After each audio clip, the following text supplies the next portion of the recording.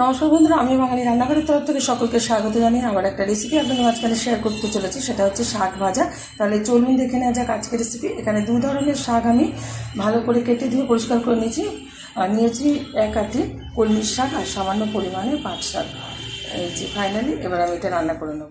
শাকটা ফাইনালি রান্না করার জন্য ওভেনে কড়াই বসিয়ে তাতে দিয়ে দিয়েছি কিছুটা পরিমাণে সর্ষের তেল। সর্ষের তেলটা গরম হয়ে গেছে। সর্ষের তেলের মধ্যে দিয়ে দিচ্ছি সামান্য পরিমাণে একটু কুচিয়ে রাখা পেঁয়াজ, দিয়ে দেবো হাফ চামচ মতো হলুদ গুঁড়ো, দিয়ে দিচ্ছি কিছুটা পরিমাণে কাঁচা লঙ্কা চিড়ে রাখা।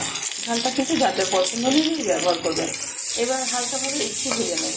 এখানে কিন্তু আপনারা একটু রসুনও ব্যবহার করতে পারেন, তবে আমি পাট শাক দিচ্ছি সে কারণে আর রসুনটা ব্যবহার করলাম না।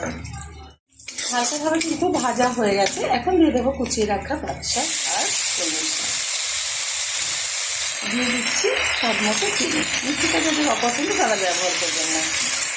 ঢাকার কোনো দরকার নেই, এটা আমি হাই আছে কিন্তু ভেজে নেবো নেড়ে ফেলে।